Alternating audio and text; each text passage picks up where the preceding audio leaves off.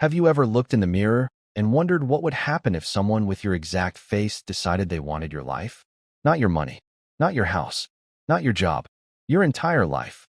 Imagine waking up one morning to discover that your bank account has been emptied, your credit cards no longer work, your fiancé has blocked your number, and the police have issued a warrant for your arrest. All because someone who looks exactly like you has been living as you.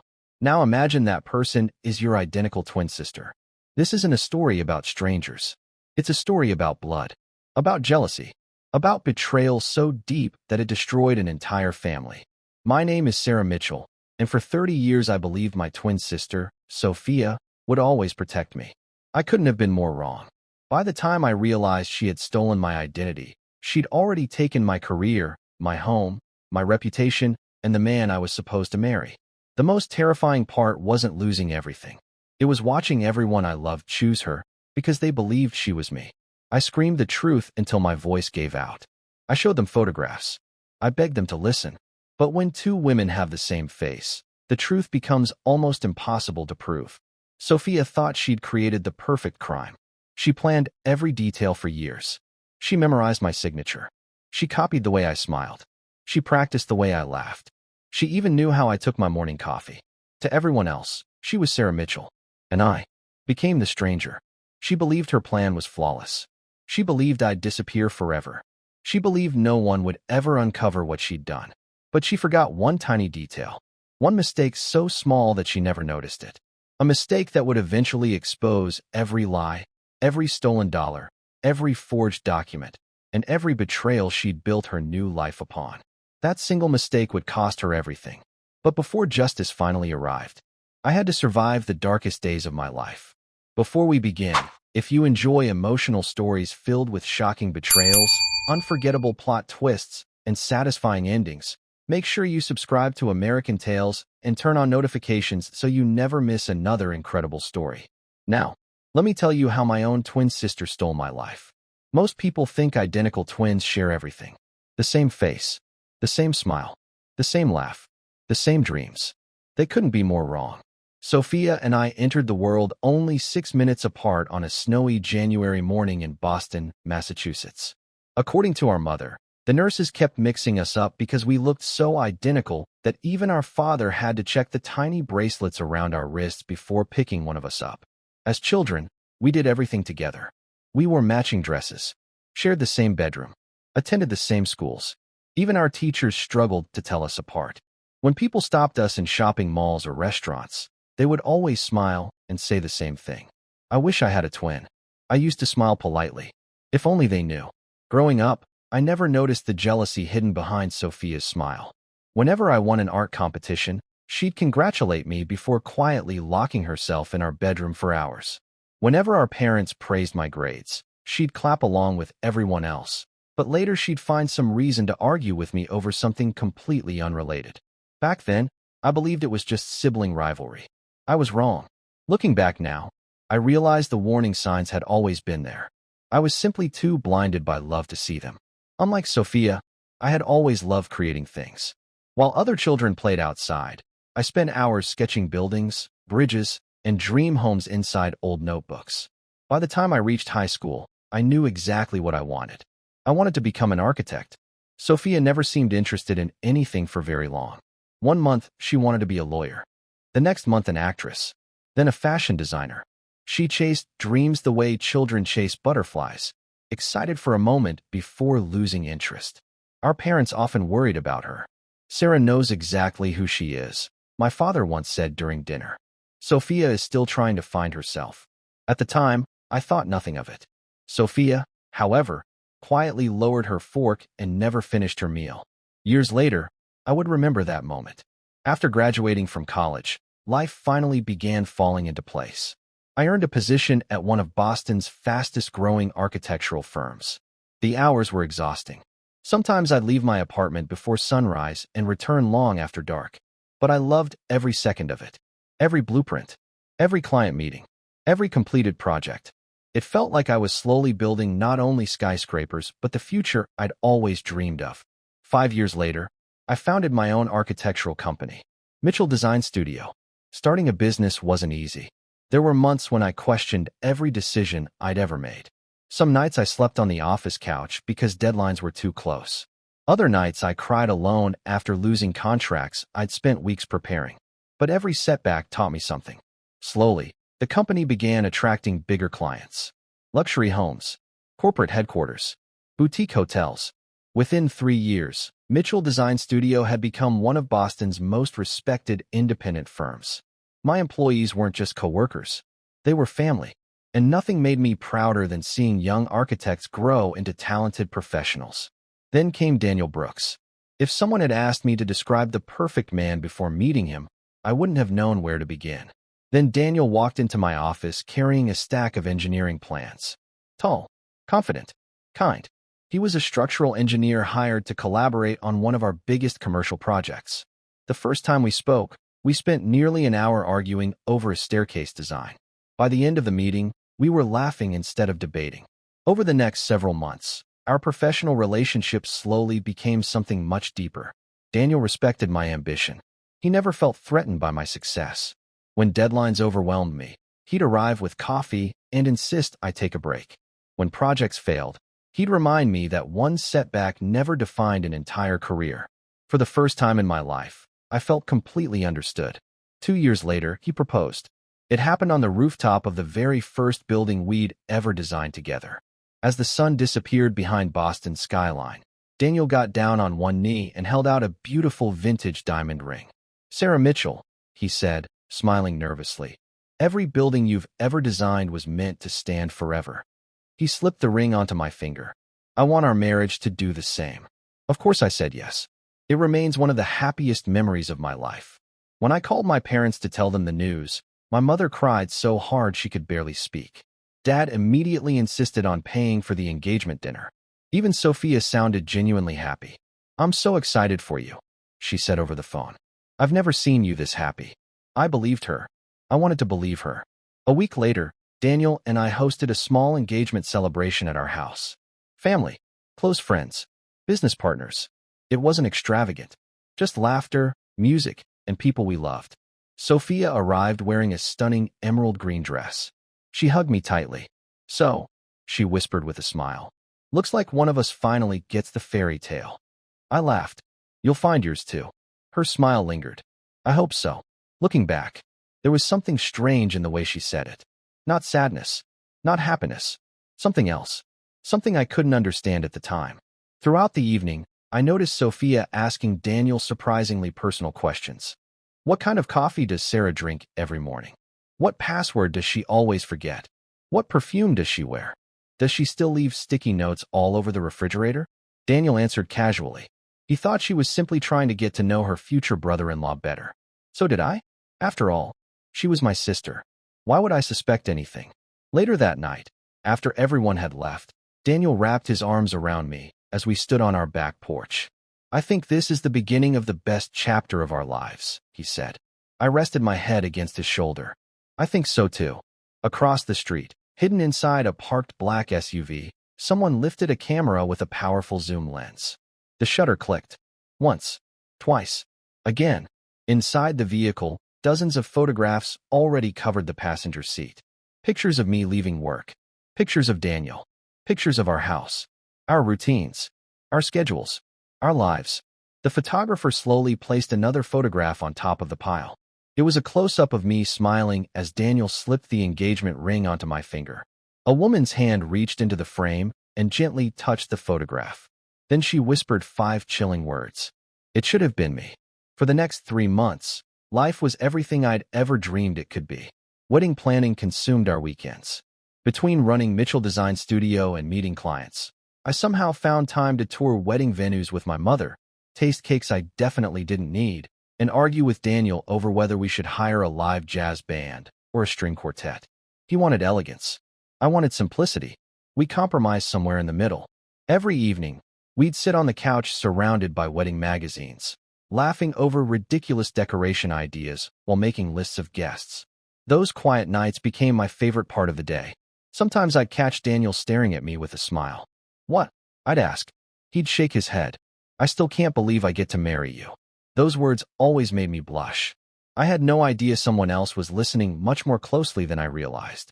Sophia had become unusually involved in the wedding preparations. At first, I thought she was simply being a supportive sister. She volunteered to help choose flowers. She insisted on accompanying me to bridal appointments. She even offered to organize my schedule because, according to her, I was working too hard.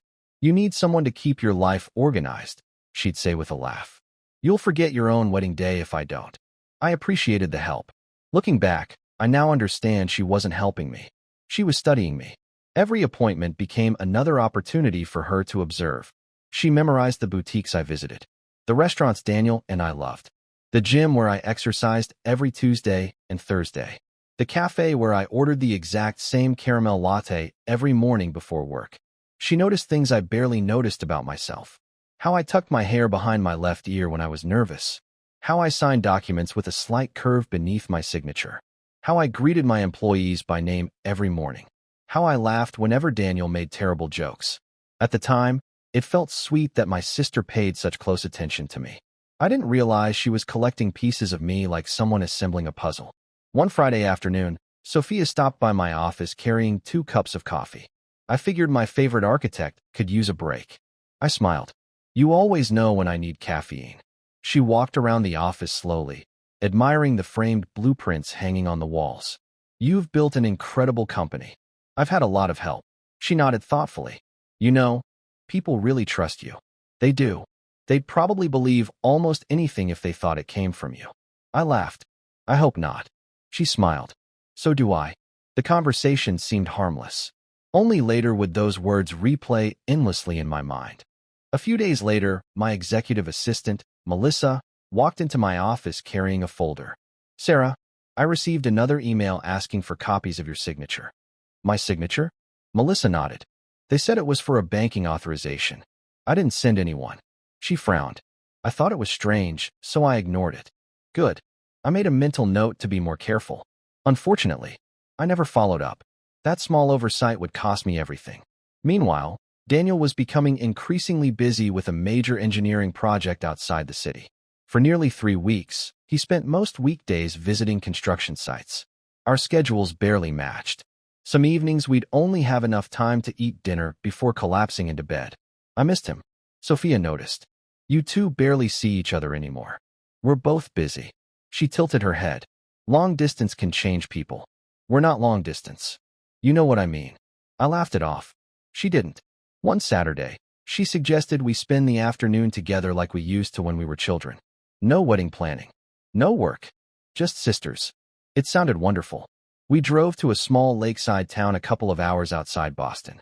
We visited antique shops, shared lunch at a quiet restaurant, talked about childhood memories. For the first time in years, everything felt normal between us. I remember thinking, maybe I'd imagined the distance that had grown between us. Maybe adulthood had simply made us busy. As the sun began to set, Sophia suggested we stop at a small vineyard before heading home. "They make amazing fresh juice," she said. "You have to try it." We sat outside, overlooking rows of grapevines stretching across the hills. It was peaceful, the kind of place where time seemed to slow down. Sophia raised her glass. "To new beginnings." I smiled and clinked my glass against hers. "To family." She held my gaze for a second longer than usual. Then she smiled. "To family."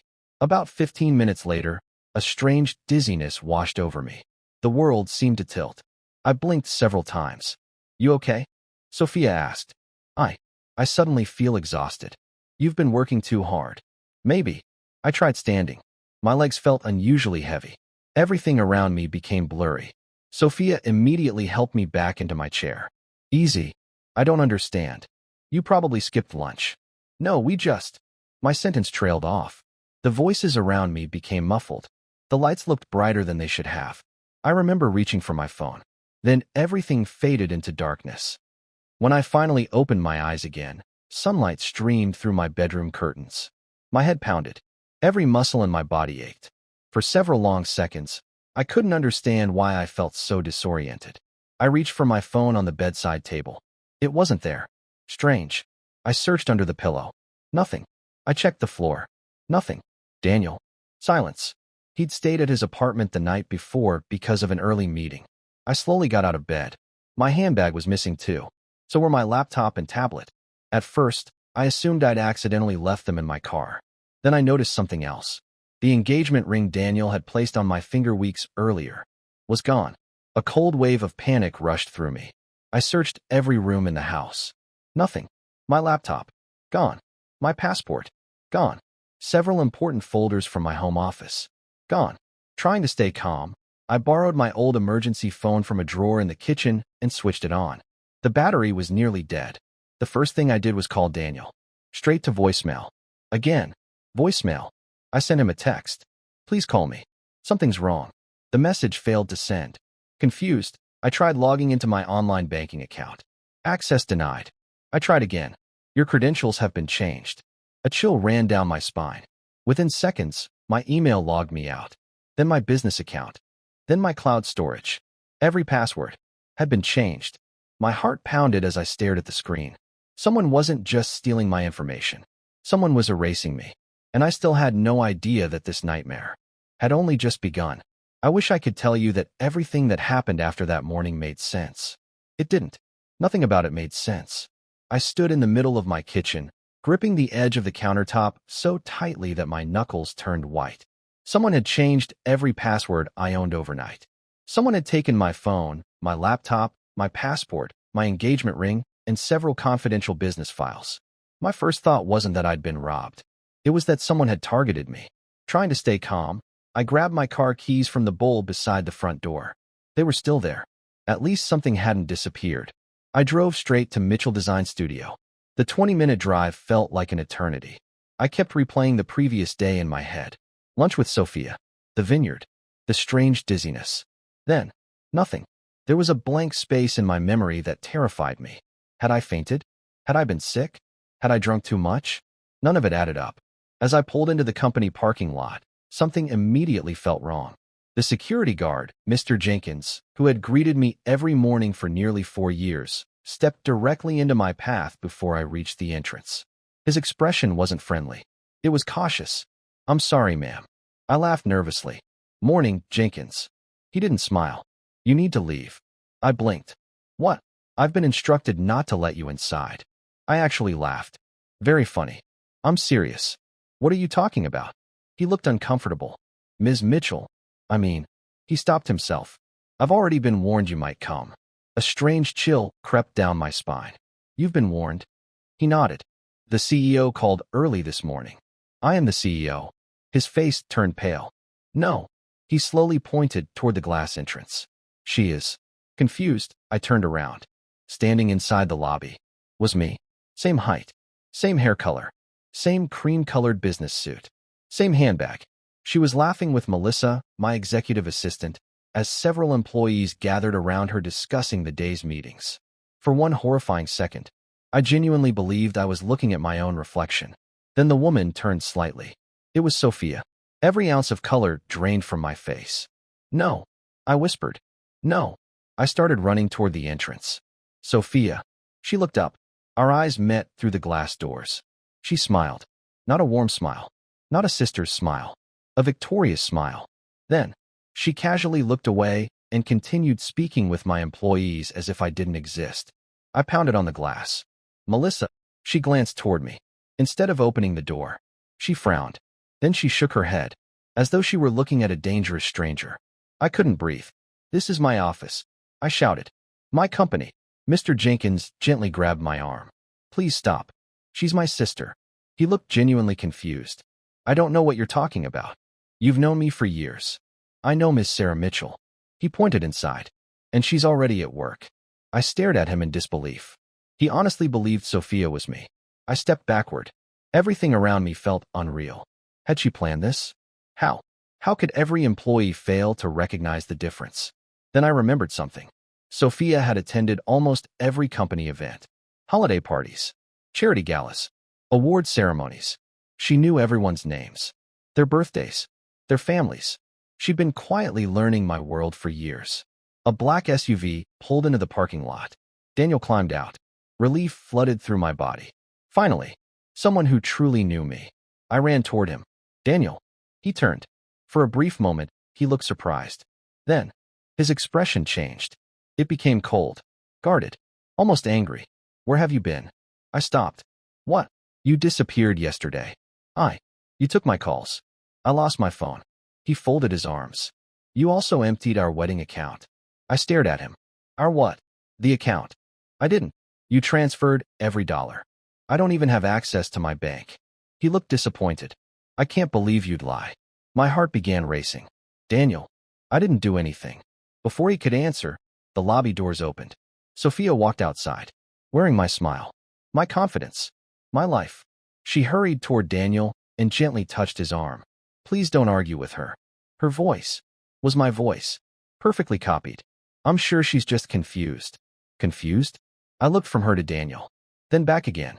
Daniel instinctively stepped closer to Sophia, protectively. The movement shattered something inside me. I pointed at her. Tell him who you are. Sophia slowly looked at me with pity. I'm so sorry. She turned to Daniel. I think she needs professional help. What? Daniel sighed heavily. I've been afraid this would happen. I stared at him. You've been afraid? He nodded. You've been acting differently for weeks. Weeks? Sophia lowered her eyes as if embarrassed. I didn't want to tell anyone, but she's been sending me strange messages pretending to be me. I felt my knees weaken. She had prepared this. She'd gotten to him first. Daniel looked at me sadly. If you need help, I'll pay for treatment. Treatment? He thought I was mentally ill. No. I whispered. No, Daniel. You know me. He looked at Sophia, then back at me. I'm sorry. I don't. Those 3 words hurt more than anything I'd ever experienced. He turned away, wrapped an arm around Sophia's shoulders, and walked back into my company, leaving me standing alone in the parking lot, watching another woman live my life. For several minutes, I couldn't move. I simply stood there, frozen, trying to convince myself I was trapped inside some impossible nightmare. Then my emergency phone vibrated. Unknown number. With trembling hands, I answered. Hello. A woman's voice spoke calmly. You should stop trying to get your life back. Every hair on my body stood on end. Sophia? She laughed softly. You always were the smarter sister. What have you done? I finished what I started. Why? A long silence followed. Then she answered with words I will never forget. Because I've spent my entire life watching people choose you. The line went dead. I looked at the office building one last time. Through the top floor window, Sophia stood in my office, looking directly at me. She slowly closed the blinds and disappeared from sight. That's when I finally understood. This wasn't an accident. It wasn't identity theft. It was war. For the first time in my life, I had nowhere to go. I sat inside my car for nearly an hour, staring at the glass building that had once represented everything I'd worked for. Employees walked in and out carrying blueprints and coffee cups. Clients arrived for meetings. Delivery trucks unloaded construction models. Life inside Mitchell Design Studio continued as though nothing had happened. As though Sarah Mitchell was upstairs leading another successful workday. Except, the woman in the corner office wasn't Sarah. She was Sophia. I reached for the steering wheel and burst into tears. Not the kind of crying that comes with loud sobs.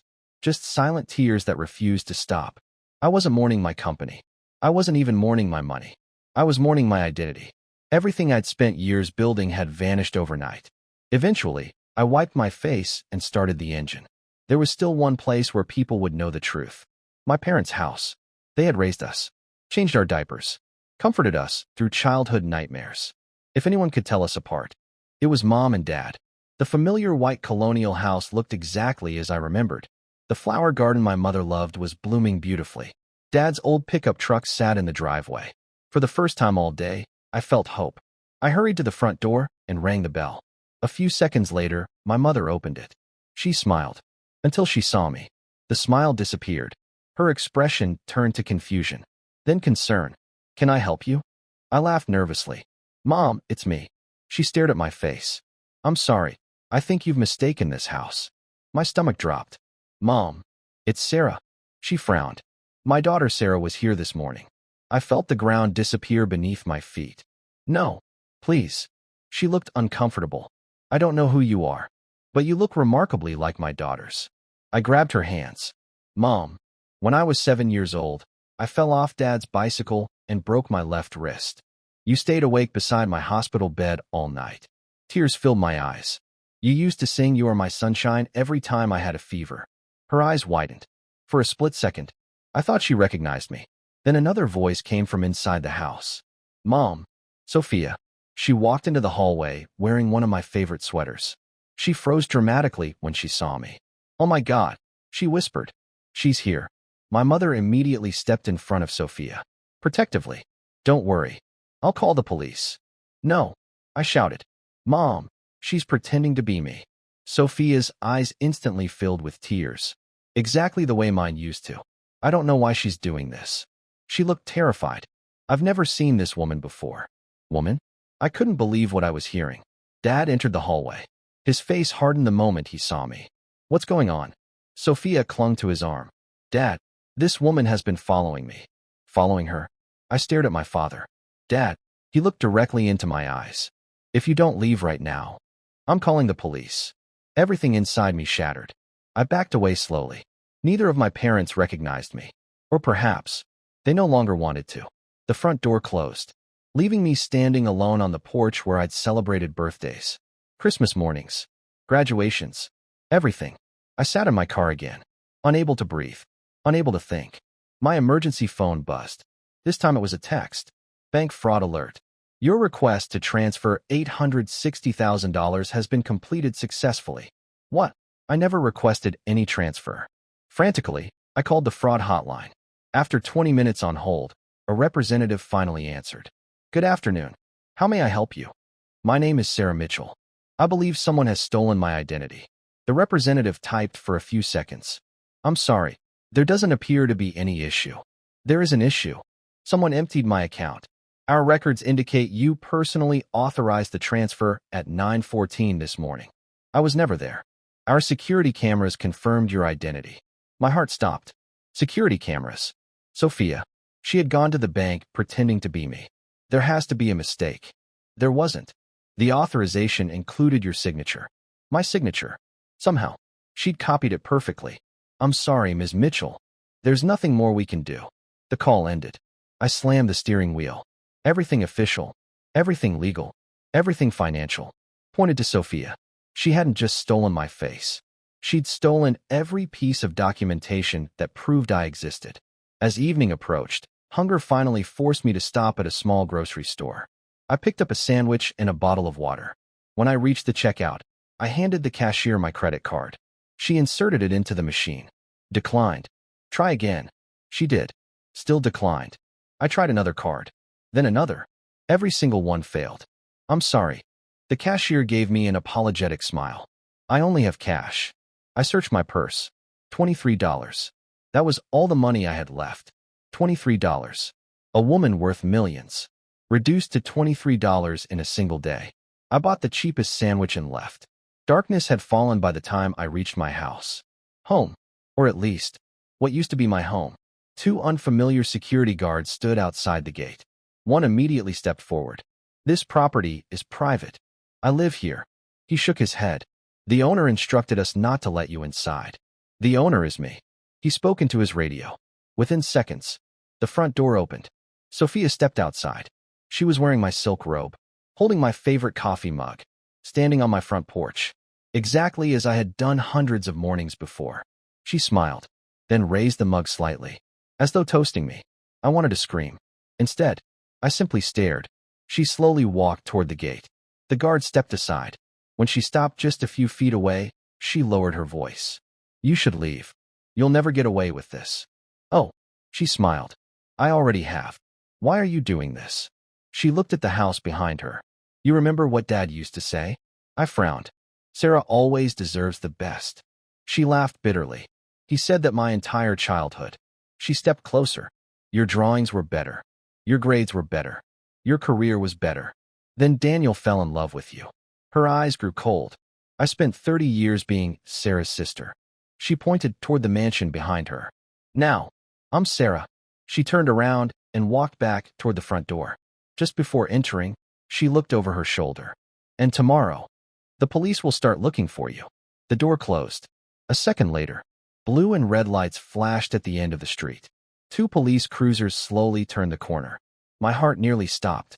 Sophia hadn't been making a threat. She'd been giving me a warning. The moment I saw the flashing police lights, instinct took over. I threw my car into reverse and sped away before the officers could pull into the driveway. My hands shook so violently that I could barely keep the steering wheel straight. In my rearview mirror, one of the patrol cars stopped in front of my house, while the other continued down the street. I didn't wait to find out if they were looking for me. I kept driving. 10 minutes later, I pulled into an empty parking lot behind a closed shopping center. The engine was still running. My breathing wasn't. I rested my forehead against the steering wheel, trying to slow my racing heart. Sophia had planned everything. Not just the stolen identity. Not just my company. Not just Daniel. She had somehow convinced the police that I was the criminal. I had never felt so completely trapped. Then I remembered someone. Mark Reynolds. My attorney. Mark had handled every legal matter for Mitchell Design Studio since the company was founded. He'd known me for nearly 7 years. If there was one person who couldn't possibly be fooled, it had to be him. I immediately dialed his number. After 3 rings, he answered. Mark Reynolds. Mark, thank God. There was a brief silence. Who is this? It's Sarah. Another pause. I'm sorry. I don't recognize your voice. Panic surged through me. My emergency phone. My other one was stolen. What happened? I'll explain everything. I need to see you. He hesitated. Come to my office. I'll be there in 20 minutes. For the first time that day, I felt hope. Mark's office occupied the top floor of a historic brick building overlooking Boston Harbor. As I entered the reception area, his assistant looked up from her desk. Can I help you? I'm here to see Mark. Your name? Sarah Mitchell. Her fingers froze above the keyboard. Then she gave me a polite smile. I'm sorry. Mr. Reynolds canceled your appointment. My appointment? He met with Ms. Mitchell this morning. My blood ran cold. Sophia. She had already been here. I still need to see him. The assistant picked up the phone. A moment later, Mark stepped out of his office. His expression changed the instant he saw me. Confusion, followed by concern. Can we talk? I asked quietly. He nodded. We walked into a private conference room. The moment the door closed, I burst into tears. Mark, my sister has stolen my identity. He remained silent. I know how crazy that sounds, but you have to believe me. I've lost everything. My company, my bank accounts, my fiancé, my parents. They all think she's me. He leaned back in his chair, then asked the one question I wasn't expecting. Can you prove you're Sarah? I stared at him. What? Think carefully before you answer. I've known you a long time. But right now, everything I have says Sarah Mitchell is exactly where she's supposed to be. He opened a folder. Inside were copies of signed legal documents. Every signature was mine. Or at least, it looked exactly like mine. This morning, Mark continued, Sarah Mitchell instructed me to begin restructuring ownership of Mitchell Design Studio.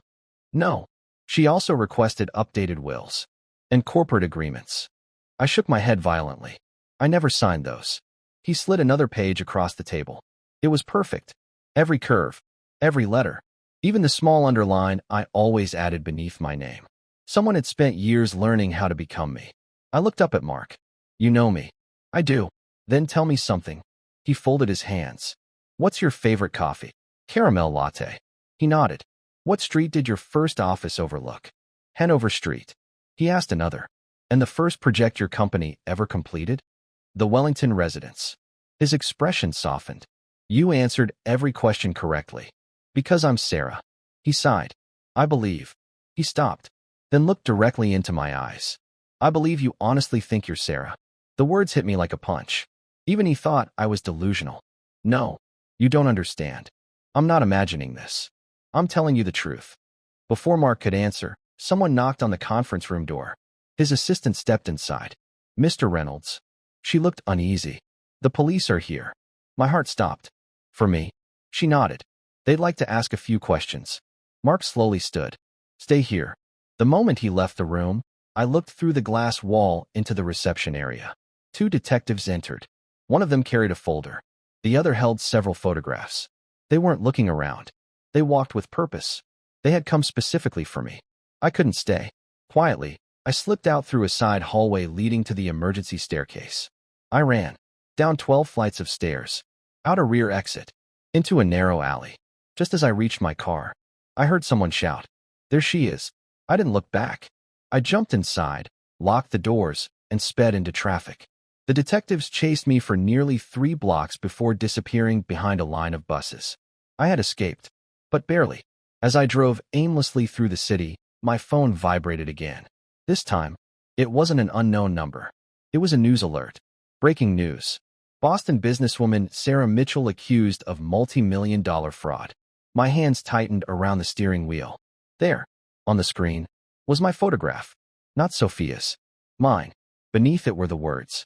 Police are searching for Sarah Mitchell after investigators uncovered evidence linking her to corporate fraud, identity theft, and the disappearance of over $8 million in company funds. $8 million? I had never stolen a single dollar in my life. The article continued. Authorities believe the suspect may attempt to flee the country. Anyone with information is urged to contact local law enforcement immediately. I stared at the screen in disbelief. Sophia hadn't just stolen my life. She had made sure the entire country would hunt me. Suddenly, my car radio interrupted with another breaking news bulletin. The announcer's voice echoed through the speakers. Authorities have released additional surveillance footage showing the suspect entering multiple financial institutions over the past 48 hours. Surveillance footage. I already knew what they were about to show. Sophia, pretending to be me. Every camera, every witness, every document pointed to one conclusion. Sarah Mitchell was guilty. The only problem, I was Sarah Mitchell, and no one believed me. I pulled my car into the underground parking garage of an abandoned shopping mall and switched off the engine. For several minutes, I sat in complete silence. The only sounds were my own breathing and the distant echo of water dripping somewhere in the darkness. I stared at my reflection in the rearview mirror. For the first time in my life, I hated my own face. Everywhere I looked, people saw a criminal. Every security camera, every television station, every police officer. They were all searching for Sarah Mitchell. And I was Sarah Mitchell. I closed my eyes, trying to think. Running forever wasn't an option. I needed proof. Real proof. Something Sophia couldn't fake. Then it hit me. Our birth records. Our fingerprints. Medical files. There had to be something. Identical twins shared the same face, but not the same fingerprints. If I could access our records, this nightmare would finally end. Hope returned for the first time that day. I started the engine and drove toward Boston General Hospital, the very place where Sophia and I had been born. The hospital lobby was as busy as ever. Doctors hurried through the corridors. Nurses pushed patients in wheelchairs. Families waited anxiously in the reception area. I lowered my baseball cap and pulled my jacket tighter, hoping no one would recognize me from the news. At the records department, a young receptionist smiled politely. "Good afternoon. How may I help you?" "I need copies of my birth records." "Your name?" "Sarah Mitchell." She typed for a few seconds, then stopped. Her smile disappeared. "I'm sorry. Our system says your records were already collected yesterday." My stomach dropped. "Collected?" "Yes." "By you?" "No. I wasn't here." The receptionist looked confused. "Our records show you presented identification and signed for the file." Signed. Again. Sophia had beaten me to it. What exactly did she take? "I'm sorry, ma'am.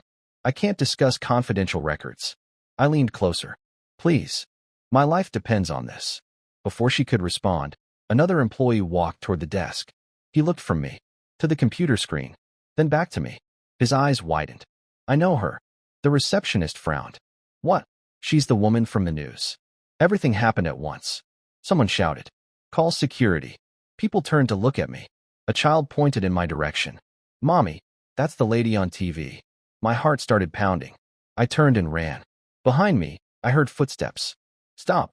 Hospital security chased me through the emergency entrance. I burst outside and disappeared into a crowd crossing the street. Car horns blared. People yelled. I barely made it across before the traffic light changed. By the time security reached the intersection, I was gone. Nearly an hour later, exhausted and hungry, I wandered into a small public library. It was quiet, warm, safe. No televisions, no police officers, just rows of books and a handful of students studying for exams. I sat in a far corner and opened one of the public computers. Maybe, just maybe, Sophia had overlooked something online. I searched every public record I could think of. Corporate filings, property records, business registrations. Then I searched my own company's website. The homepage loaded. There I was. Or rather, there was Sophia, smiling confidently beneath the headline. Sarah Mitchell, founder and chief executive officer. Below the photo was a message posted just hours earlier.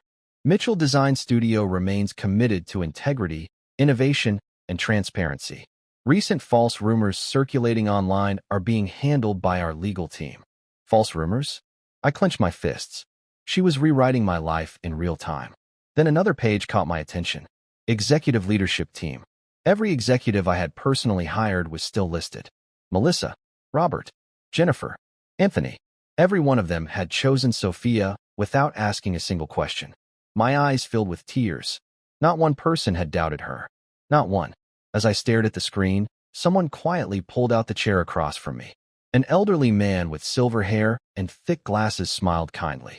You've been looking at that page for quite a while. Embarrassed, I quickly minimized the browser. I'm sorry. I didn't mean to stare. He chuckled. I'm retired. I have nothing but time. There was something comforting about him. Something fatherly. I'm Harold. Sarah. The name escaped my mouth before I could stop it. He nodded. You don't look like someone who's having a good day. I almost laughed. That's one way to put it. He studied me carefully. You know, I've spent 40 years teaching psychology. People lie with their words.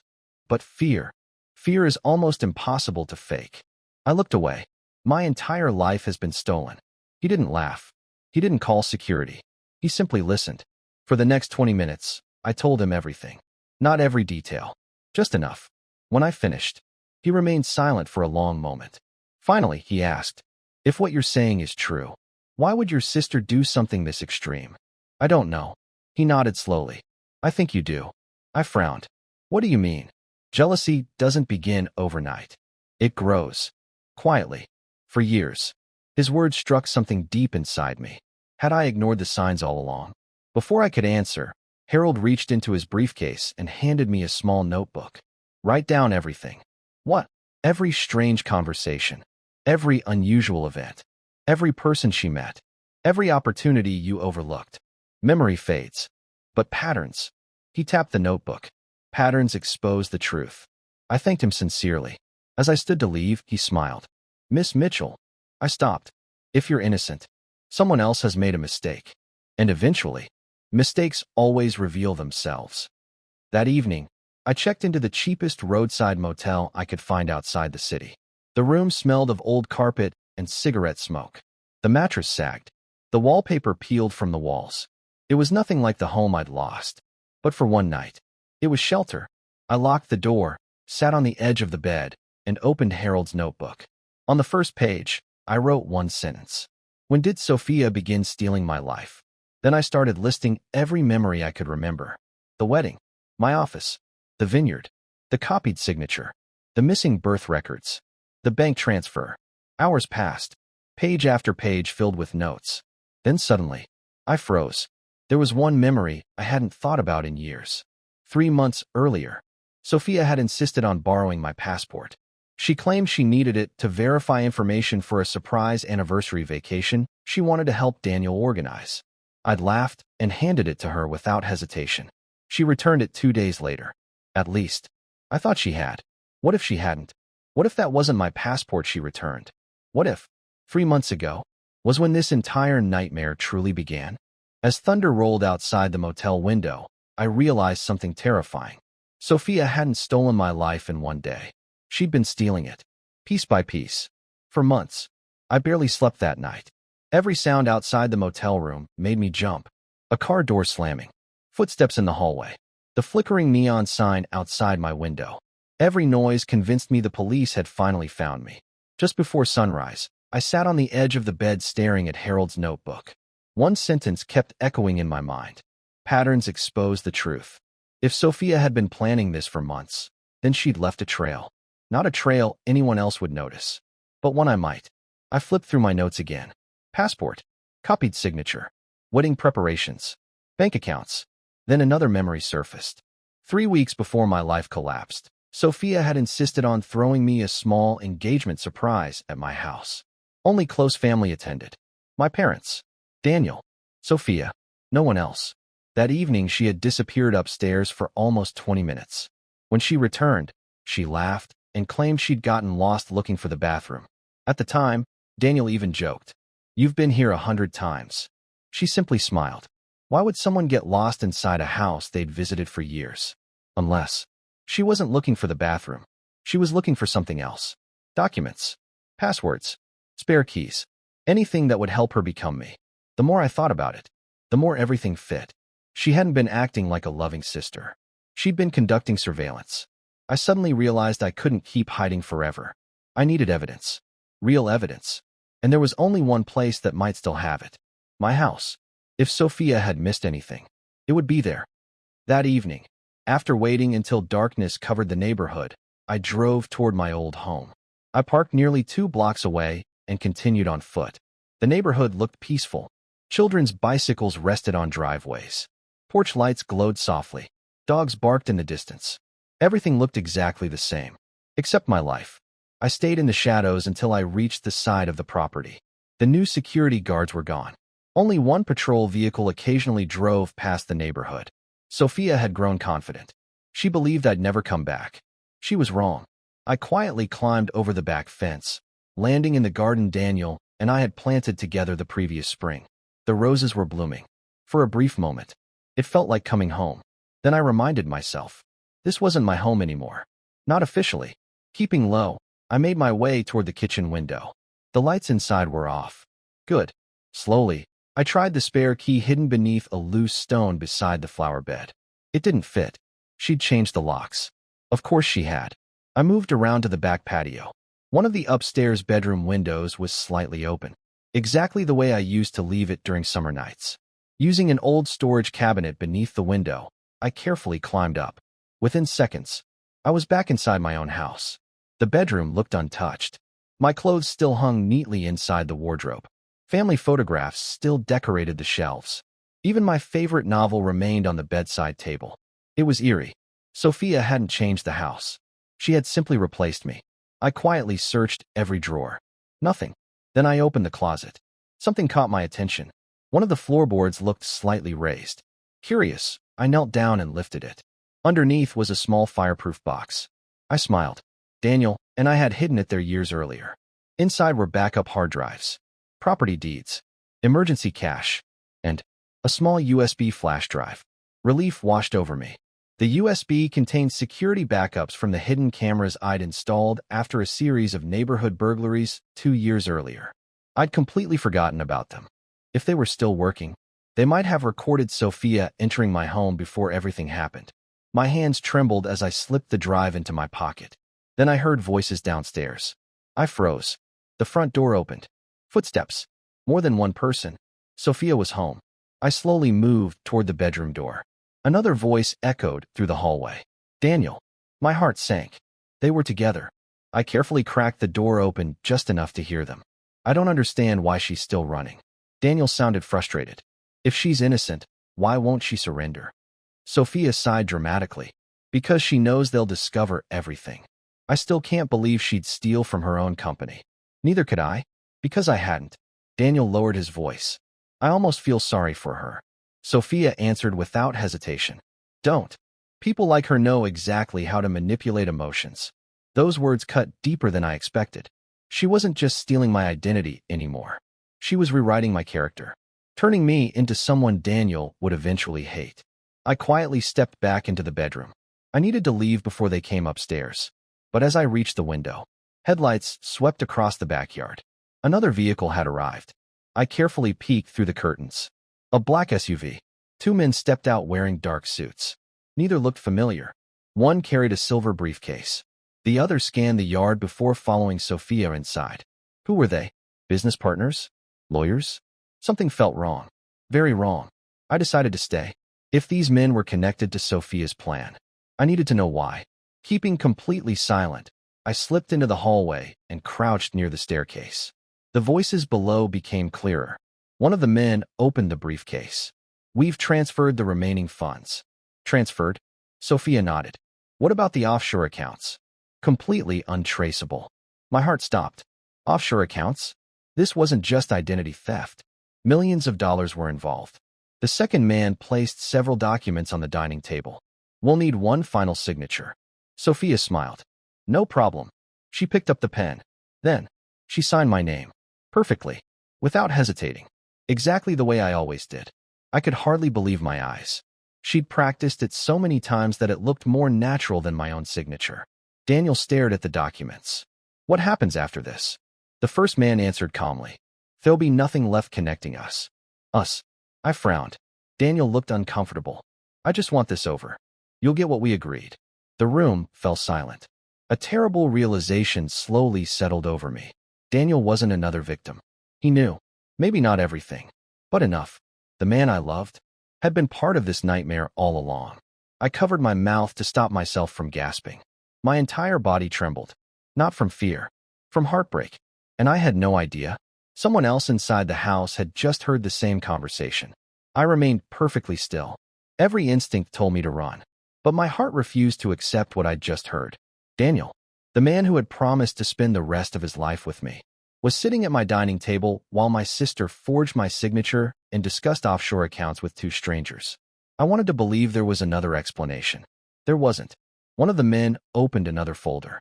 Once tomorrow's transfer is complete, Mitchell Design Studio officially becomes collateral. Daniel frowned. Collateral for what? The man looked at him. For the investment.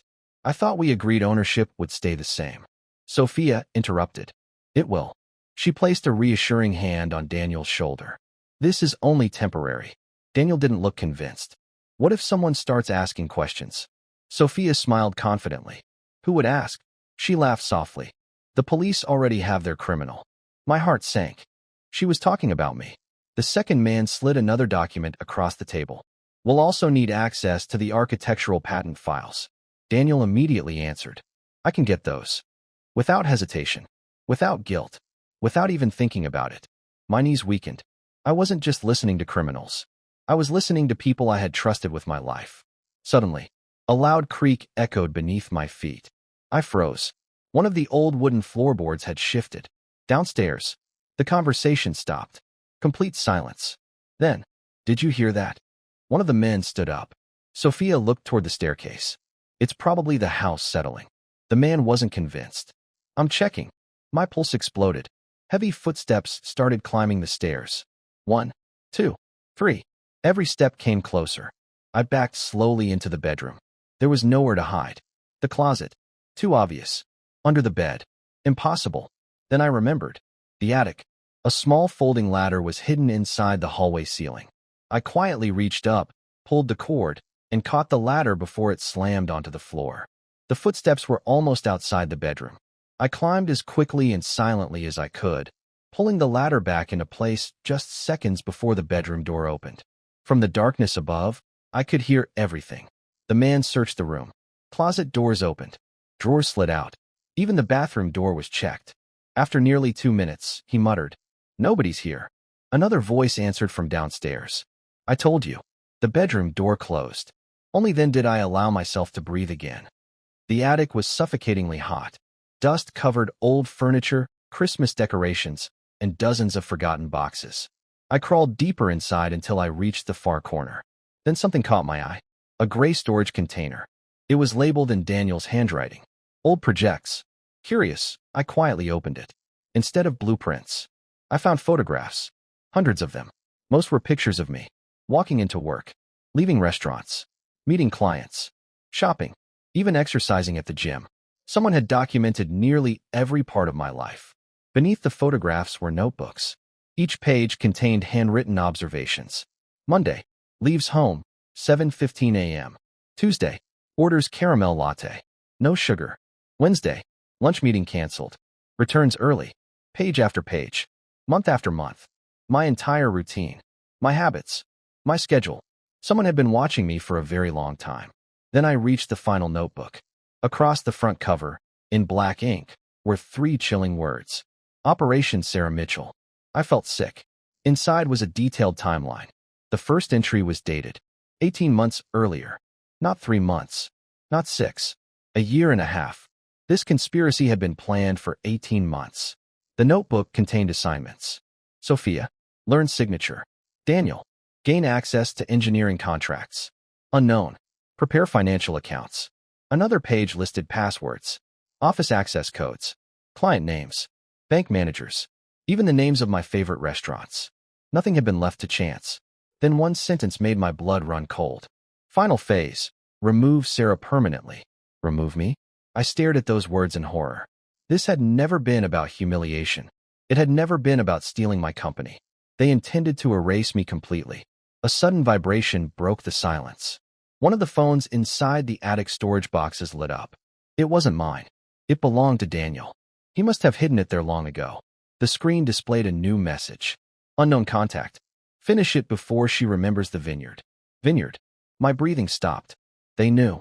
They knew I couldn't remember what had happened after drinking that juice. Whatever happened there was the key. I quickly snapped several photos of the notebook with my emergency phone. The battery flashed 1%, then died. No, I whispered. The screen went black. My only phone was dead. Before I could react, another sound echoed below. Sophia's voice. Search the attic. Every muscle in my body locked. A second later, the folding ladder slowly unfolded beneath me. Someone was climbing up. There was only one tiny attic window overlooking the backyard. It was barely large enough for a person. I crawled toward it as quietly as possible. Behind me, a flashlight beam swept across the attic. There! Someone shouted. I kicked open the small window. Glass shattered into the night. Without thinking, I squeezed through the opening and jumped.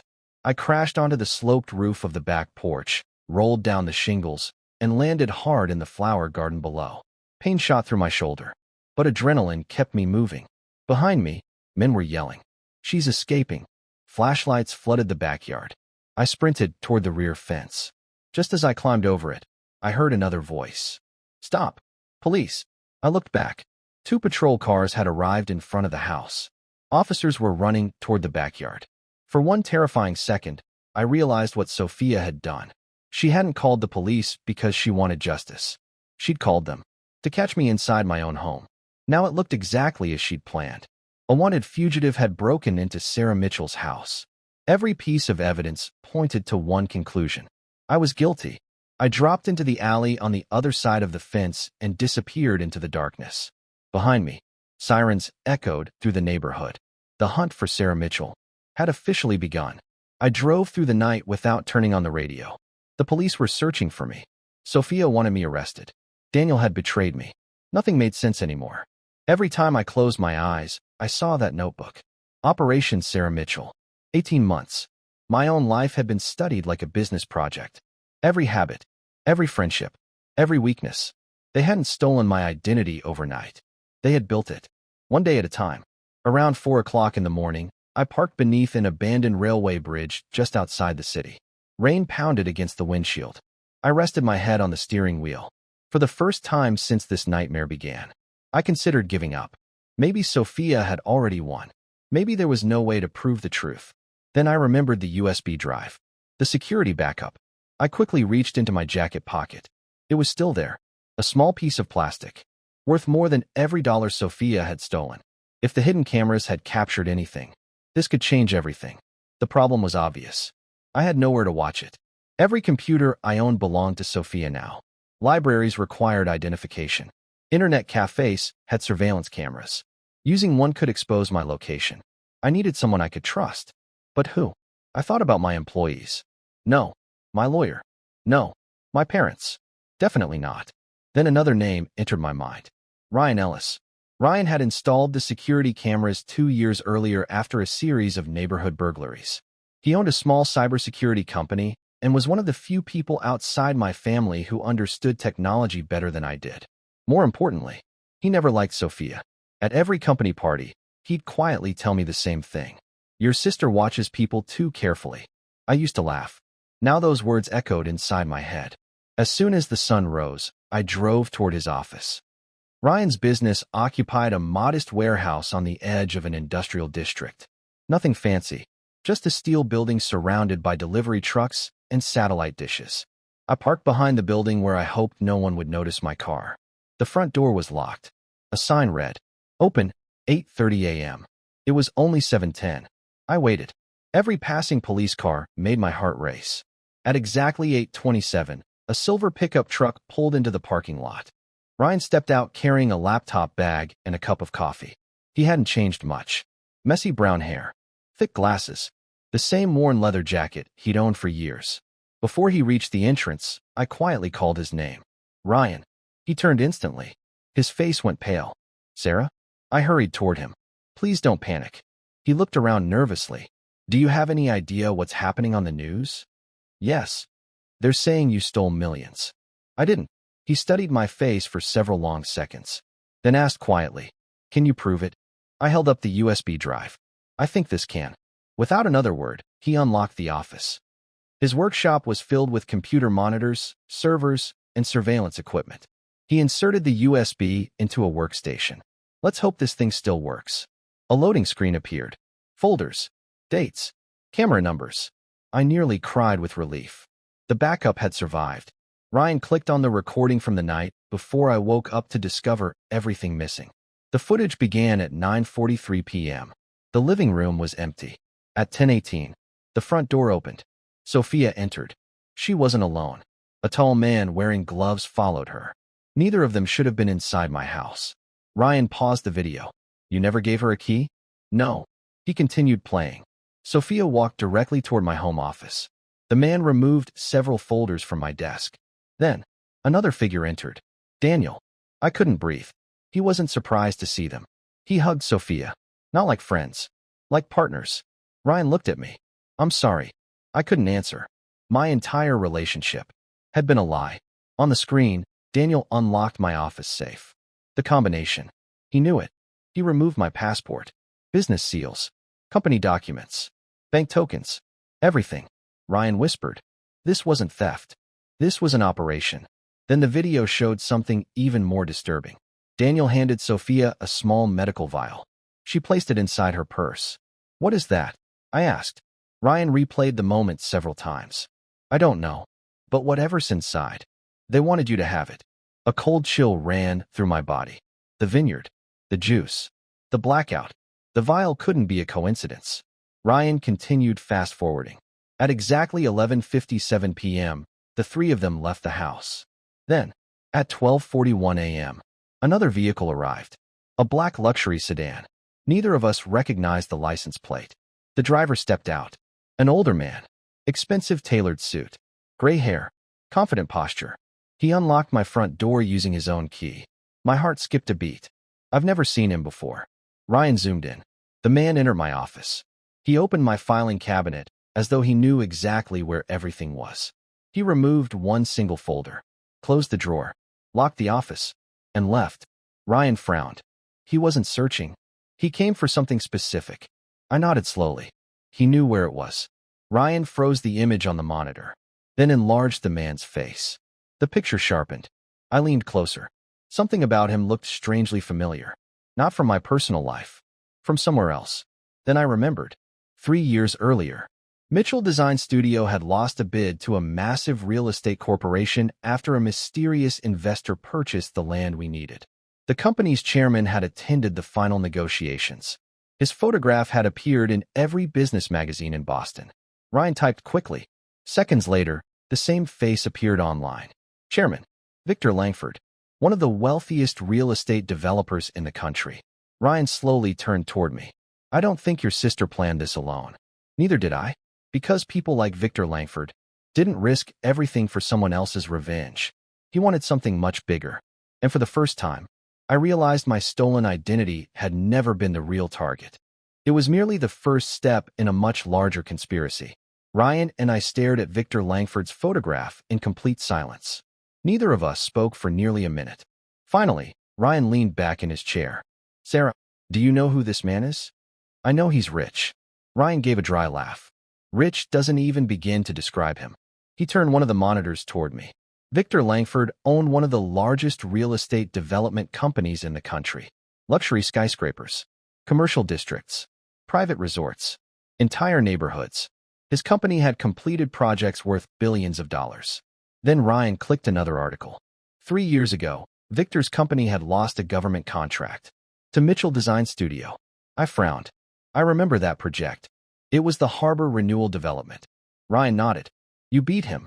It wasn't personal. Ryan looked at me. It probably became personal to him. A chill ran down my spine. Could this entire nightmare have started because of one business contract? Ryan continued searching. Another article appeared. Langford Development under federal investigation. The investigation had quietly disappeared a few months later. No charges. No explanation. Ryan sighed. People like Victor don't lose often. And when they do, they usually make sure it never happens again. I suddenly remembered something. The mysterious folder Victor had taken from my office. What if he wasn't after me? Ryan finished the sentence. He was after your company. Exactly. Mitchell Design Studio wasn't just another architecture firm. Over the past 2 years, we developed a revolutionary earthquake-resistant structural design that several states were considering adopting for public buildings. The patent alone was worth hundreds of millions of dollars.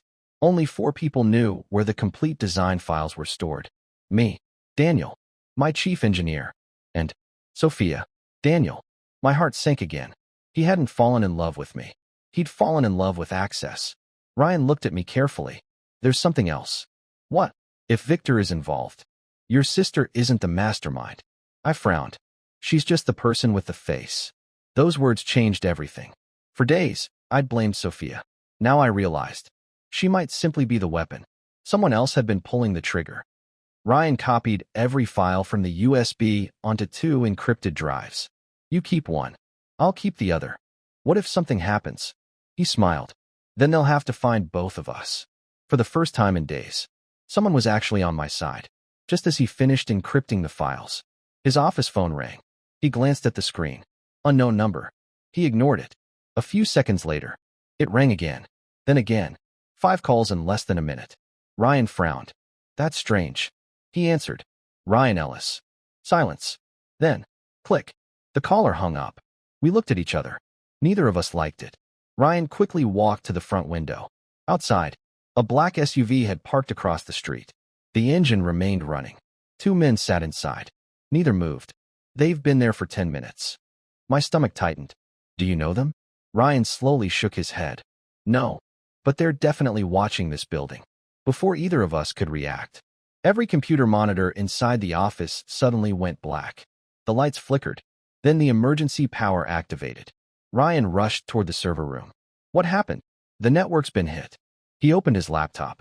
Lines of code scrolled across the screen. Someone was trying to remotely access every file in the office. Ryan's fingers flew across the keyboard. They're trying to wipe my servers. Can they? They picked the wrong person. Within seconds, he disconnected the building from the internet. The attack stopped immediately. Ryan exhaled. That wasn't random. They knew we found something. A loud crash echoed from the warehouse entrance. Both of us turned. Another crash. This time louder. Someone was trying to force the front door open. Ryan whispered. They're here. He opened a locked cabinet beneath his desk and removed a small metal case. Inside was a portable hard drive. He handed it to me. If anything happens, don't let them get this. What about you? I'll buy you time. No. You can't stay. He smiled. Sarah, you've already lost enough. I'm not letting them erase the truth. The third impact shook the front entrance so violently that the glass shattered. Voices echoed through the warehouse. Search every room. There are at least 4 of them, Ryan whispered. He pointed toward a rear emergency exit. Go. What about you? I'll meet you outside. I hesitated, then nodded. Keeping low, I slipped through the back hallway. The emergency exit opened into a narrow service alley. Rain poured from the sky. I had taken only a few steps when I heard shouting inside the warehouse. Then, a gunshot. I froze. Another gunshot echoed through the rain. My heart stopped. Ryan. I wanted to run back. Every instinct screamed at me to help him. But then I remembered his final words. Don't let them get this. Tears streamed down my face as I clutched the hard drive beneath my jacket and forced myself to keep running. I reached my car, started the engine, and sped away. As I turned the corner, I glanced in the rearview mirror. Police cars were already racing toward Ryan's office. An ambulance followed close behind. I whispered a silent prayer that he was still alive. My phone suddenly vibrated. A private number. With trembling hands, I answered. A calm male voice spoke. Miss Mitchell. I didn't respond. You've become much more difficult to eliminate than we expected. Every muscle in my body went rigid. Who is this? A soft chuckle came through the speaker. You're asking the wrong question. The line went quiet for a moment. Then he said 5 words that sent chills through my entire body. Ask your father instead. The call disconnected. I slammed on the brakes. My father? What did my father have to do with any of this? For For the first time since this nightmare began, I wasn't just questioning my sister. I was questioning my entire family. I pulled my car onto the shoulder of a deserted highway. Rain hammered against the windshield. The mysterious caller's words echoed inside my head. Ask your father instead. I repeated them aloud. My father. It didn't make any sense. My father was a retired high school teacher. He hated business. He barely understood investments. How could he possibly be connected to Victor Langford? Unless he wasn't the man I thought he was. My hands trembled as I opened Harold's notebook again. For the first time, I wasn't writing about Sophia. I wrote one question across an entire page. What don't I know about my family? As I stared at the words, another childhood memory surfaced. I was about 9 years old. Dad had taken Sophia and me fishing at a quiet lake. On the drive home, a black luxury sedan had followed us for nearly 20 miles. I remembered asking, Dad, why is that car following us? He smiled nervously. They're just lost. At the time, I'd believed him. Now, I wasn't so sure. Unable to ignore the question any longer, I drove toward my parents' neighborhood. I knew the police might still be watching the house, so I parked several streets away and walked through a wooded trail behind the property. Night had fallen. Only the upstairs bedroom lights were on. I carefully moved behind the detached garage. From there, I could see into the kitchen through a side window. My mother sat quietly at the table, crying. Dad stood near the sink with a phone pressed against his ear. His voice was low. I understand. A long pause. No, I haven't told either of them. Another pause. I promised. My heart pounded. Promised who? He listened silently before speaking again. Victor said this would never happen. Every muscle in my body froze. Victor. He knew Victor Langford. Dad sighed deeply. I've already lost one daughter. I don't want to lose the other. I covered my mouth to stop myself from gasping. What did he mean? Lost one daughter? Suddenly, headlights illuminated the driveway. A black luxury sedan rolled to a stop. The same model I'd seen on the security footage. Victor Langford stepped out. He wasn't alone.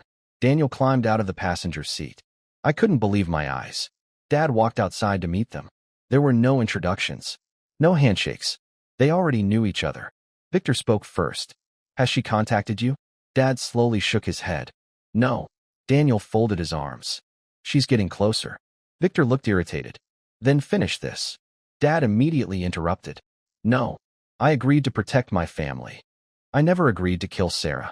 The word struck me like lightning. Kill me? Victor's face hardened. You made your choice 28 years ago. You owe me. Dad looked away.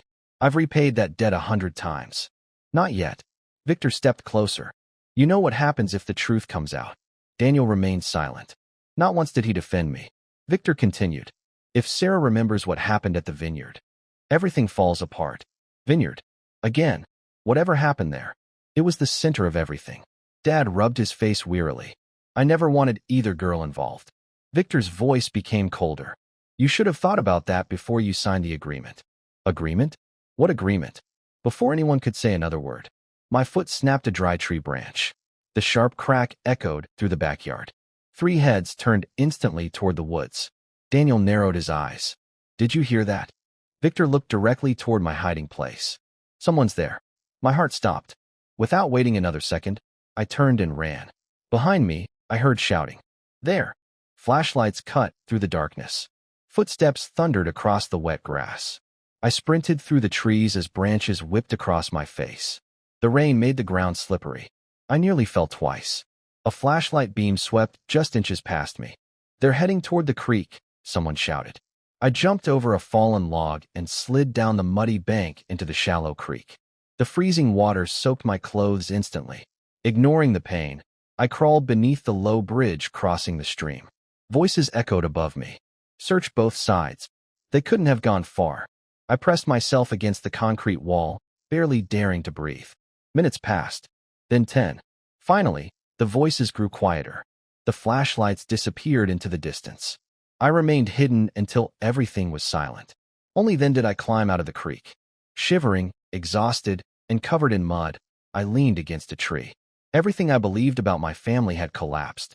My father knew Victor Langford. He had been keeping secrets for decades. And whatever agreement he'd made, it had somehow destroyed my life. As I reached into my soaked jacket for Harold's notebook, something else fell onto the ground. A folded piece of paper. Confused, I picked it up. It wasn't mine. Someone must have slipped it into my pocket while I was running. Across the front, written in neat handwriting, were 6 words. Meet me alone. Midnight. Pier 17. There was no signature. No explanation. Just a time. And a place. For the first time since this nightmare began. Someone wasn't trying to catch me. Someone was trying to help me. Or walk me into a trap. I stood beneath the old railway bridge, staring at the note in my trembling hands. Meet me alone. Midnight. Pier 17. I checked my watch. 11:08 p.m. Less than an hour remained. Every instinct warned me not to go. It could easily be another trap. Victor already knew I was asking questions. Sophia wanted me arrested. Daniel wanted me silenced. Walking into an isolated pier in the middle of the night sounded like exactly the kind of mistake they hoped I'd make. But another thought refused to leave my mind. What if this was the first person willing to tell me the truth? I folded the note and slipped it into my pocket. I've come this far, I whispered. I'm not turning back now.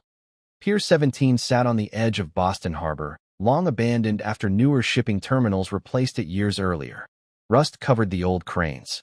Broken floodlights hung from steel poles. The sound of waves crashing against wooden pilings echoed through the darkness. I parked several blocks away and approached on foot. The place was deserted, or so it seemed. My footsteps echoed across the weathered boards as I slowly walked toward the end of the pier. The fog rolling in from the harbor reduced visibility to only a few yards. Every shadow looked like a person. Every creak made my heart race. Then, a voice emerged from the mist. You actually came. I turned. A man stepped into the light. Late 60s. Gray beard. Long dark coat. He carried an old leather briefcase. I know you. I asked cautiously. He shook his head. No, but I knew your grandfather. My grandfather? My name is Thomas Grant. I worked for Victor Langford's father. I didn't lower my guard. If that's true, how did you find me? Thomas gave a tired smile. Because someone finally had the courage to tell me you were still alive. Still alive. He looked surprised. So, they never told you. Told me what? Instead of answering, he opened his briefcase and removed an old photograph. It showed 2 young men standing in front of a construction site nearly 30 years earlier. One was Victor's father. The other was my father. They were business partners. Thomas said quietly. They built Langford Development together. I stared at the photograph. My father was a teacher. He became one. Thomas corrected. But before that, he was an engineer. The words felt impossible. My father had never once mentioned engineering. Not once. He helped design some of the company's earliest projects. Thomas continued. Then everything changed. What happened? Thomas hesitated. One building collapsed. My heart skipped. It wasn't your father's fault. But powerful people needed someone to blame. Victor's father made a deal. What deal? He protected your father from prison. In return, your father signed away everything. His company, his patents, his future, and Thomas looked directly into my eyes.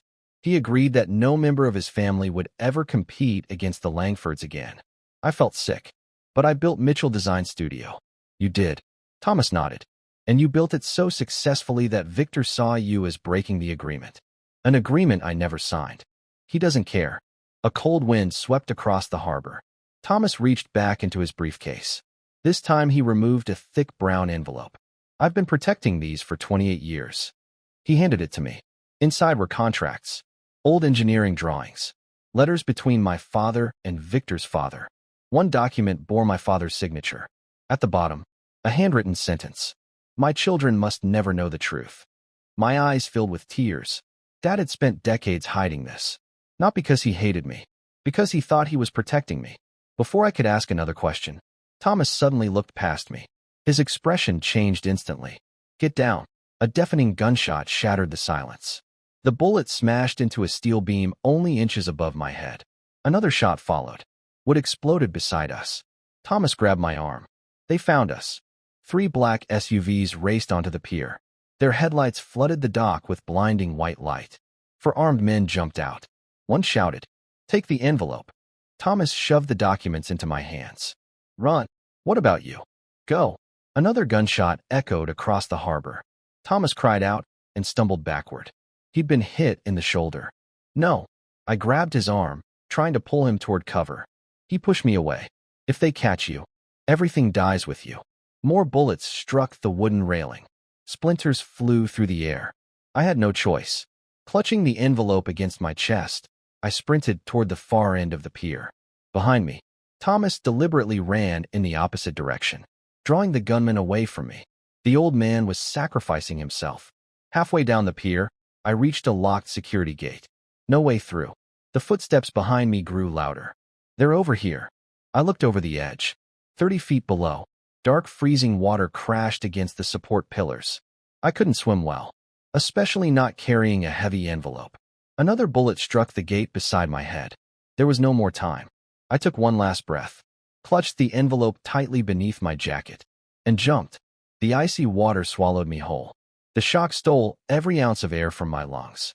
I sank rapidly into the darkness. Above me, flashlights swept across the surface as voices shouted.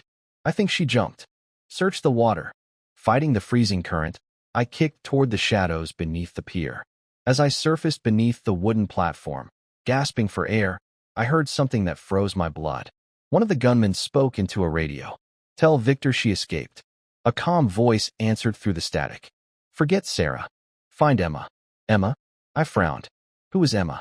And why had Victor suddenly stopped hunting me? Hidden beneath the pier, soaked to the bone and barely able to breathe, I realized there was another name in this conspiracy.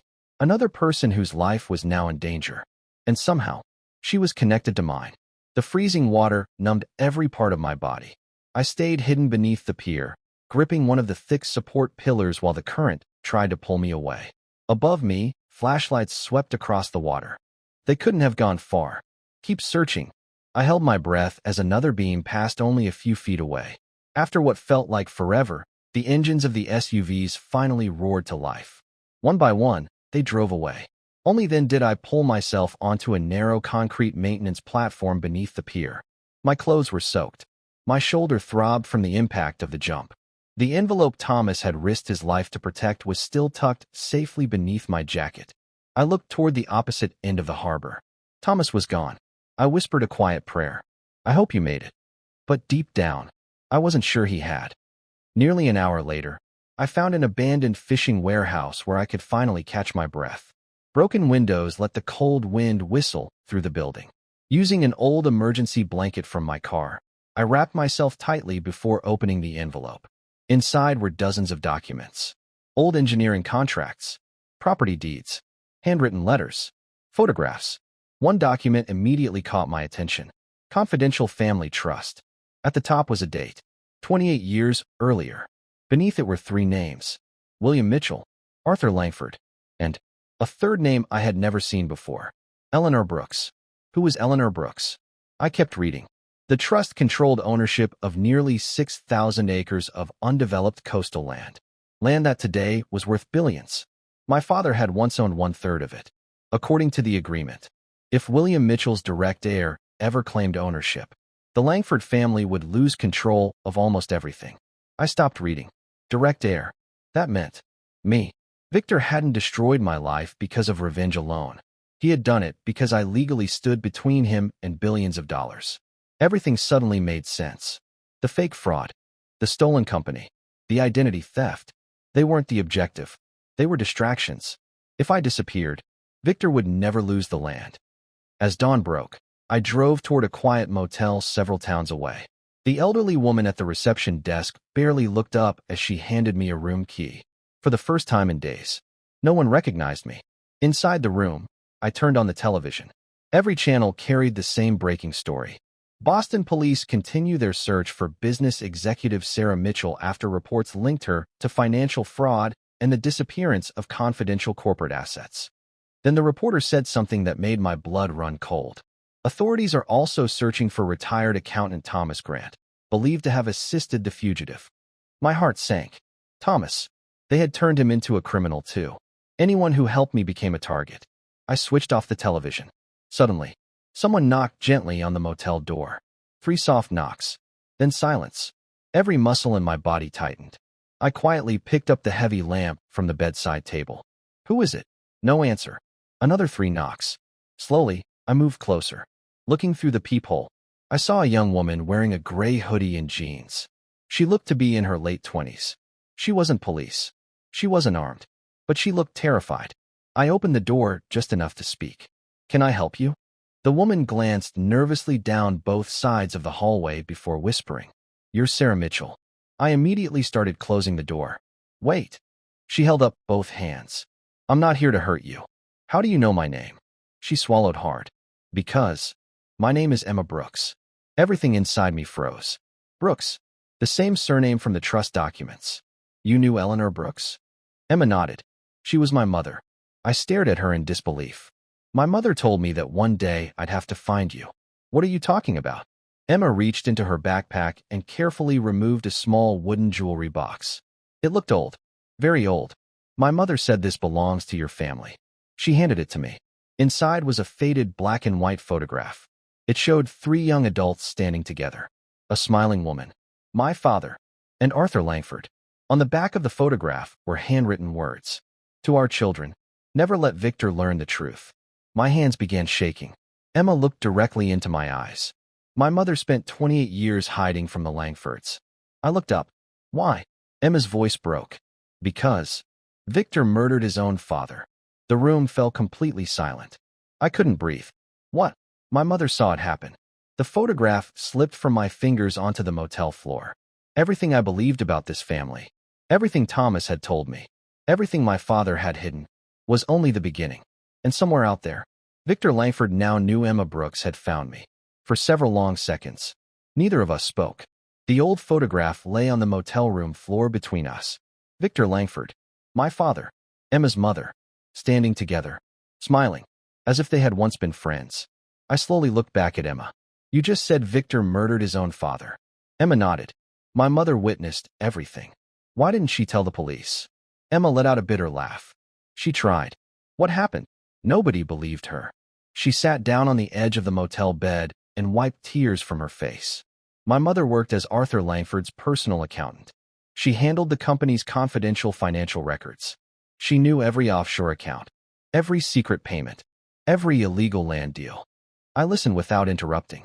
One night, she stayed late to finish quarterly reports. Arthur called Victor to his office. They argued. Loudly. She paused.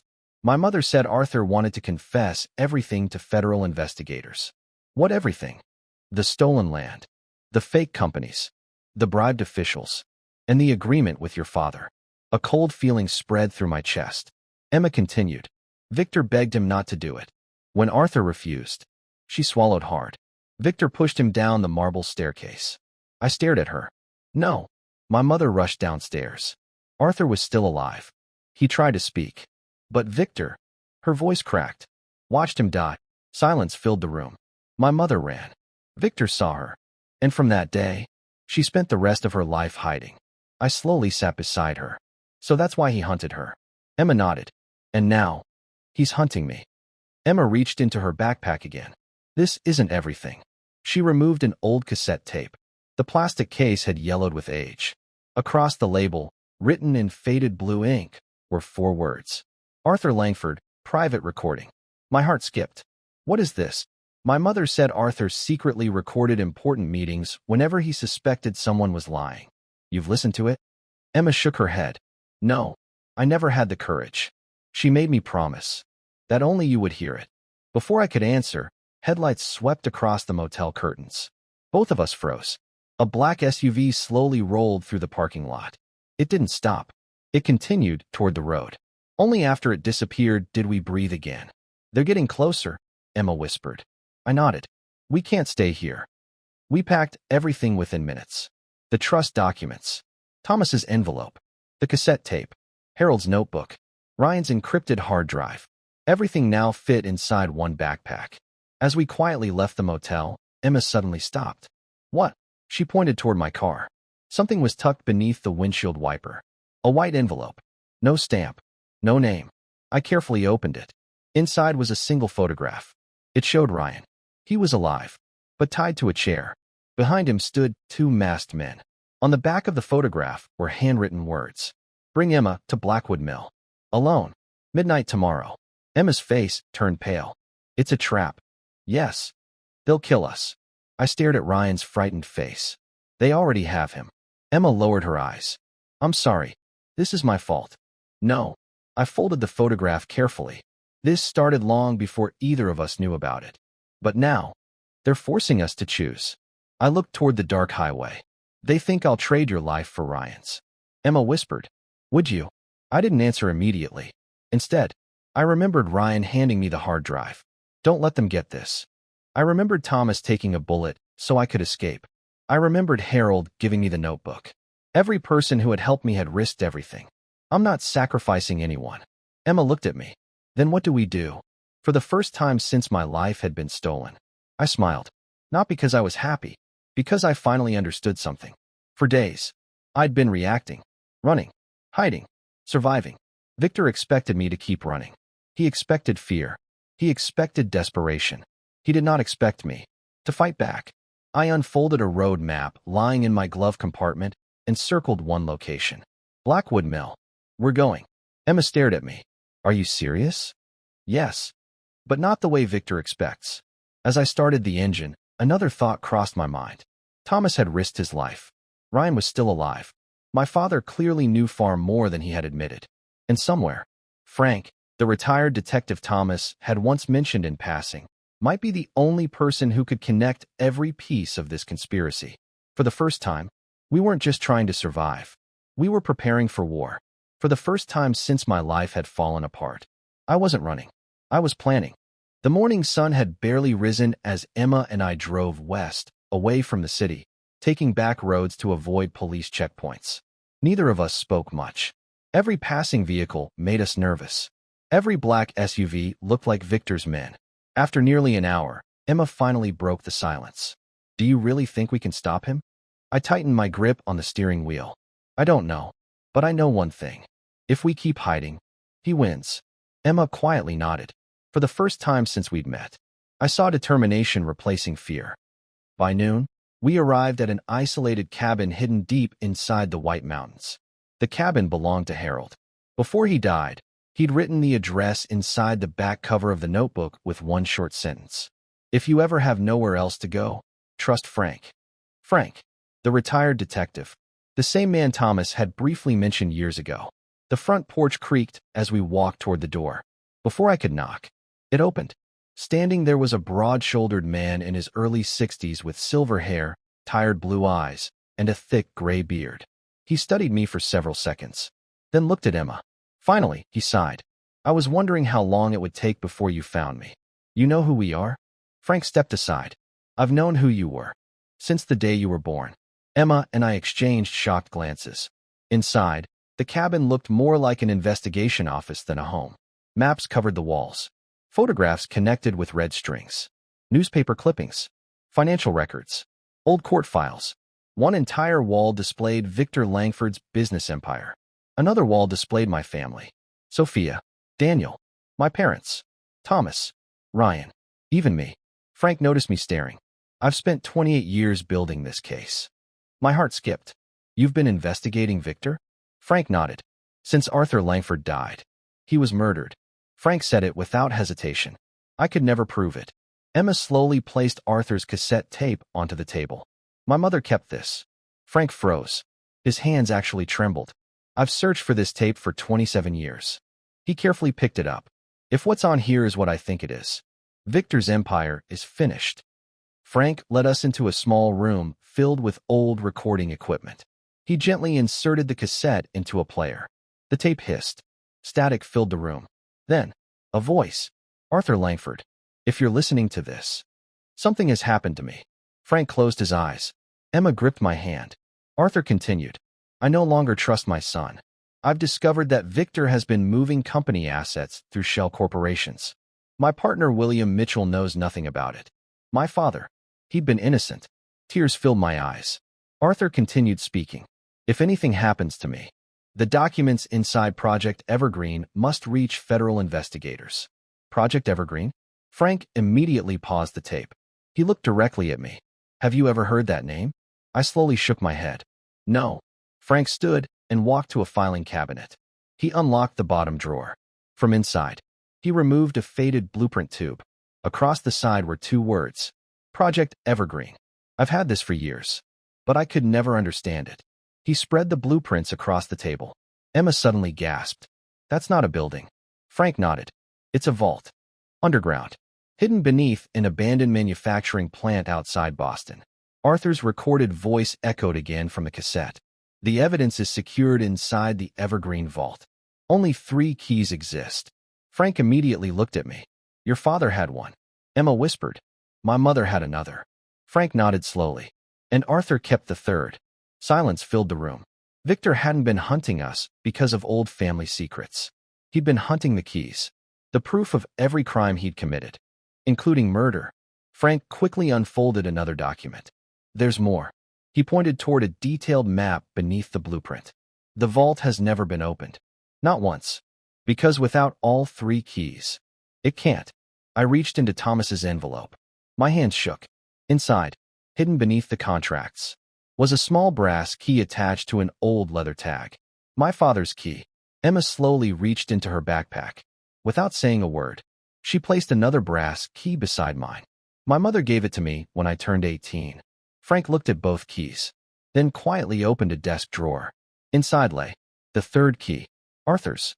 I recovered it from his office the night he died. He looked up at us. For 28 years. I've been waiting. I swallowed hard. Waiting for what?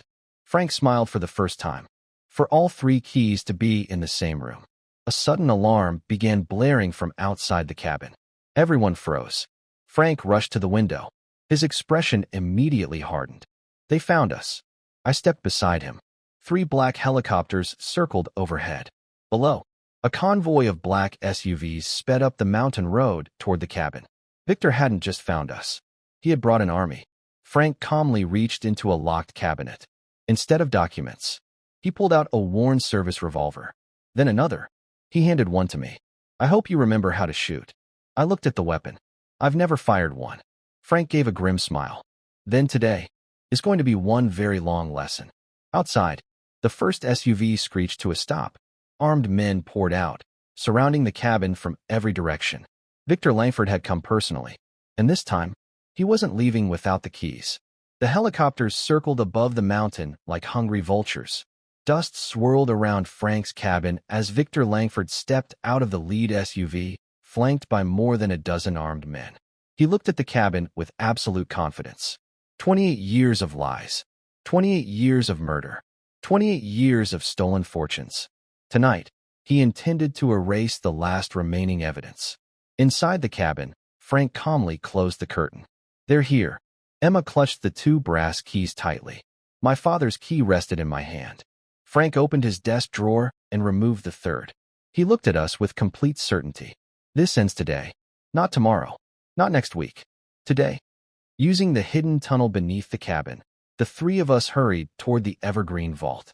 Behind us, explosions echoed as Victor's men blasted their way into the cabin. Frank never looked back. They'll follow. We just have to stay ahead. The tunnel seemed endless until finally it opened into the underground chamber. The massive steel vault stood before us exactly as Arthur Langford had described decades earlier.